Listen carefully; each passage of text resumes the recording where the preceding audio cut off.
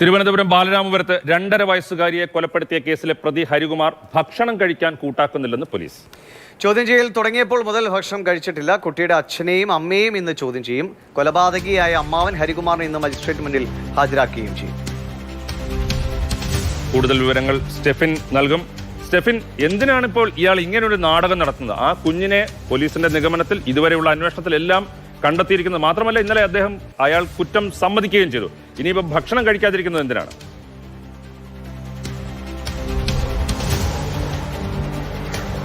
രാജീവ്, ഏതായാലും ഈ കേസുമായി ബന്ധപ്പെട്ട് തുടക്കം മുതൽ പല ദുരൂഹതകൾ അല്ലെങ്കിൽ അവ്യക്തതകൾ ഒക്കെയാണ് ഇദ്ദേഹത്തിന്റെ ഹരികുമാറിന്റെ മൊഴിയിൽ ഉള്ളത്. ആ മൊഴികൾ ഓരോന്നും പോലീസ് ശാസ്ത്രീയ തെളിവുകളുടെ അടിസ്ഥാനത്തിൽ പൊളിച്ച് അല്ലെങ്കിൽ അദ്ദേഹം പറയുന്ന വാദങ്ങളെല്ലാം പൊളിച്ചുകൊണ്ടാണ് പോലീസിന്റെ അന്വേഷണം മുന്നോട്ട് പോകുന്നത്. ഈ ഹരികുമാർ പലതരത്തിൽ പെരുമാറുന്നുണ്ട്. അതായത് അദ്ദേഹത്തിന് മാനസികമായി ചില ബുദ്ധിമുട്ടുകൾ, വെല്ലുവിളികൾ നേരിടുന്ന ആൾ കൂടിയാണ്. അതുകൊണ്ട് തന്നെ ഇന്നലെ ഈ ചോദ്യം ചെയ്യലിനോട് കാര്യമായി ഒന്നും തന്നെ ഹരികുമാർ സഹകരിച്ചിരുന്നില്ല. അതേ ഒരു നിലപാട് ഇന്നും തുടരുന്നു എന്നുള്ളതാണ് നമുക്ക് മനസ്സിലാക്കാൻ കഴിയുന്നത്. ഈ ഭക്ഷണം കഴിക്കാതെയും അതോടൊപ്പം തന്നെ പോലീസ് ചോദിക്കുന്ന ചോദ്യങ്ങൾക്ക് കൃത്യമായി മറുപടി നൽകാതെയും ഒക്കെയാണ് ഹരികുമാറിന്റെ ഒരു പെരുമാറ്റം.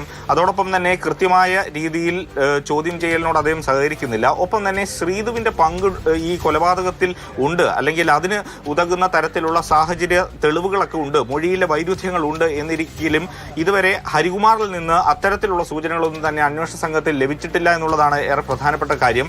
അതോടൊപ്പം ഇനി ഹരികുമാറിനെ ഈ കൊലപാതകം നടന്ന വീട്ടിലെത്തിച്ച് തെളിവെടുക്കേണ്ടതുണ്ട്.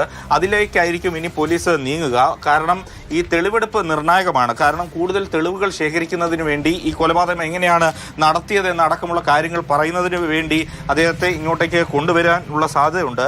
ഇന്നേതായാലും ഭക്ഷണം കഴിക്കുന്നില്ല. ഇന്നലെ പോലീസിനെ തെറ്റിദ്ധരിപ്പിക്കുന്നതിന് വേണ്ടി അദ്ദേഹത്തിന്റെ ഭാഗത്തു നിന്നുണ്ടായിരുന്ന ഒരു സമീപനം, ഈ കാണുന്ന മുറിയിലാണ് ഹരികുമാർ കിടന്നുറങ്ങിയിരുന്നത്. അവിടെ മണ്ണെണ്ണ ഒഴിച്ച് തീയിടുന്ന തരത്തിലേക്ക് അന്വേഷണം വഴിതിരിച്ചു വിടുന്ന ശ്രമങ്ങളൊക്കെ തന്നെ പ്രതിയുടെ ഭാഗത്തു നിന്നും ഉണ്ടായിരുന്നു. അത്തരത്തിൽ ഏതെങ്കിലും തരത്തിലുള്ളൊരു നീക്കമായിരിക്കും ഈ പ്രതി ഇപ്പോഴും അവലംബിച്ചിരിക്കുന്നത് എന്നാണ് നമ്മൾ ഇതിൽ നിന്നെല്ലാം തന്നെ മനസ്സിലാക്കേണ്ടത്. ഇനി ഏതായാലും കൂടുതൽ ചോദ്യം ചെയ്യൽ ഉണ്ടാകും. ഈ അമ്മയായ ശ്രീധുവിനെയും അതോടൊപ്പം തന്നെ മുത്തശ്ശിയെയും ഈ മൂത്ത കുഞ്ഞിനെയും അച്ഛൻ ശ്രീജിത്തിനെയും ഒക്കെ തന്നെ ഇന്ന് ചോദ്യം ചെയ്തതിനു ശേഷമായിരിക്കും തെളിവെടുപ്പും അല്ലെങ്കിൽ ഈ പ്രതിയെ കോടതിയിൽ ഹാജരാക്കുന്ന അടക്കമുള്ള നടപടികളിലേക്ക് പോലീസ് നീങ്ങുക. ഇന്ന് വൈകിട്ടോടുകൂടി പോലീസിന് ഈ തെളിവെടുപ്പ് പൂർത്തിയാക്കി പ്രതിയെ കോടതിയിൽ ഹാജരാക്കിയാൽ മതിയാകും. അല്ലെങ്കിൽ കോടതിയിൽ ഹാജരാക്കിയ ശേഷം പിന്നീട് കസ്റ്റഡിയിൽ വാങ്ങി തെളിവെടുപ്പ് നടത്തിയാൽ മതിയാകും. ഏത് രീതിയിൽ പോലീസ് മുന്നോട്ട് പോകും എന്നുള്ളത് ഇന്ന് അല്പസമയത്തിനകം തന്നെ റൂറൽ എസ്.പിയുടെ വാർത്താ സമ്മേളനമുണ്ട്. അതിനുശേഷമായിരിക്കും പോലീസ് അത് സംബന്ധിച്ചുള്ളൊരു അന്തിമ തീരുമാനത്തിലേക്ക് എത്തുക. രാജീവ്, ശരി. ഗൂഗിൾ പോലീസ് സ്റ്റേഷനിൽ നിന്ന് കൂടി ചേരുന്നുണ്ട്. ഗൂഗിൾ, ഇന്നലേക്ക് ഗൂഗിൾ അവിടെ ഉണ്ടായിരുന്നതാണ്. പോലീസ് സ്റ്റേഷനിൽ 7 മണി വരെ അവരെ ചോദ്യം ചെയ്തു. അമ്മയെ പിന്നീടാണ് വിട്ടയച്ചത്. അമ്മയെ വിട്ടയച്ചുവെങ്കിൽ പോലും ഈ അന്വേഷണം അങ്ങനെ അമ്മയെ ഒഴിവാക്കുന്നില്ല എന്ന് പോലീസിന്റെ ഭാഗത്തുള്ള പ്രതികരണങ്ങളിൽ നിന്ന് വ്യക്തമായിരുന്നു. ഇപ്പോൾ നാട്ടുകാർ പോലും പറയുന്നത് ഇതിൽ കൂടുതൽ അന്വേഷണം വേണമെന്നാണ്. ഇപ്പോൾ മറ്റ് കുടുംബാംഗങ്ങളെയൊക്കെ ചോദ്യം ചെയ്യുന്നു. പോലീസിന്റെ സംശയങ്ങൾ കൂടുതൽ ആളുകളിലേക്ക് പോവുകയാണോ?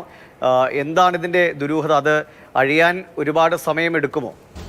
ദിവിഷ, ഇതിലെ ദുരൂഹത എന്താണെന്നുള്ളത് ഈ കൃത്യം നടക്കുന്ന സമയത്ത്, അതായത് പുലർച്ചെ രാവിലെ 5 മണി, 5:30, 6 മണി സമയമായി ബന്ധപ്പെട്ടുള്ളതാണ്. ഈ സമയത്ത് വീട്ടിൽ ഈ 4 പേരുണ്ടായിരുന്നു. അതായത് ശ്രീധു, ശ്രീജിത്ത്, അതേപോലെ തന്നെ മുത്തശ്ശി ഉണ്ടായിരുന്നു എന്ന് പറയുന്നു.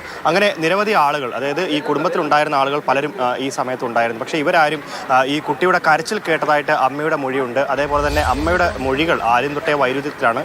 ഈ വൈരുദ്ധ്യങ്ങളൊക്കെ കണക്കിലെടുത്തുകൊണ്ടാണ് ശ്രീധുവിനെ ഇന്നലെ രാത്രി വൈകിയും ചോദ്യം ചെയ്യുകയും ആരും ഏറ്റെടുക്കാൻ എത്താത്ത സാഹചര്യത്തിൽ പിന്നീട് പൂജപ്പുരയിലെ വനിതാ കേന്ദ്രത്തിലേക്ക് മാറ്റുകയും ചെയ്തിട്ടുണ്ടായിരുന്നത്. എന്തായാലും ഇന്ന് 10 മണിയോടുകൂടി തന്നെ ശ്രീധുവിനെ ഇവിടുത്തെ കേന്ദ്രത്തിലേക്ക്, പോലീസ് സ്റ്റേഷനിലേക്ക് എത്തിക്കും.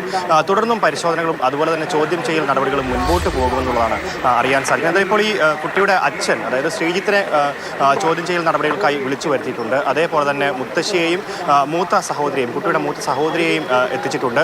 അവരെയും ഇത്തരത്തിൽ ചോദ്യങ്ങൾ ചോദിച്ചുകൊണ്ടിരിക്കുകയാണ്. എങ്ങനെയായിരുന്നു സഹോദരിയോട്, കുട്ടിയോട് ഈ പ്രതി ഹരികുമാറിന്റെ സമീപനം എങ്ങനെയായിരുന്നു തുടങ്ങിയ കാര്യങ്ങളാണ്. അതേസമയത്ത് ഹരികുമാർ ഇപ്പോഴും ഈ അന്വേഷണവുമായി സഹകരിക്കുന്നില്ല. ആദ്യത്തെ 3 റൗണ്ട് ചോദ്യം ചെയ്യൽ, ഇന്നലെ 3 റൗണ്ടായിട്ടാണ് ചോദ്യം ചെയ്തത്. അതിൽ ഒറ്റയ്ക്കിരുത്തി ചോദ്യം ചെയ്തു. അതേപോലെ തന്നെ കുടുംബാംഗങ്ങളെ എല്ലാം ഇരുത്തി ചോദ്യം ചെയ്തു. ഈ സമയത്ത് കുടുംബത്തിലുണ്ടായിരുന്ന ആളുകൾ, അതായത് മുത്തശ്ശി, അതേപോലെ തന്നെ ശ്രീധു, ശ്രീജിത്ത്, ഈ ഹരികുമാറിനെയും ഇരുത്തി ചോദ്യം ചെയ്തു. ഈ സമയത്തൊക്കെ വലിയ മൊഴി വൈരുദ്ധ്യങ്ങൾ ഇതിലുണ്ടായിട്ടുണ്ട്. അത് എടുത്തു പറയേണ്ടത് ആ ആദ്യം തന്നെ ശ്രീധുവിൻ്റെ ഭാഗത്തു നിന്നുണ്ടായ മൊഴി വൈരുദ്ധ്യമാണ്. പലപ്പോഴും മൊഴിയിൽ മാറ്റങ്ങൾ വരുത്തിയിട്ടുണ്ട്. അതേപോലെ തന്നെ ഹരികുമാറും ആദ്യം അന്വേഷണത്തോട് സഹകരിച്ചിരുന്നില്ല. ഇപ്പോഴും അന്വേഷണത്തോട് ഇടയ്ക്ക് സഹകരണം ഉണ്ടാകുന്നു. പിന്നീട് ഇപ്പോൾ ഏറ്റവും ഒടുവിൽ അറിയാൻ സാധിക്കുന്നത് പ്രതി ഭക്ഷണം കഴിക്കുന്നില്ല എന്നുള്ളതാണ്. ഇന്നലെ ചോദ്യം ചെയ്യൽ, അതായത് രാവിലെ 6 മണിയോടുകൂടി തന്നെയാണ് ഈ കൃത്യം നടന്നത്.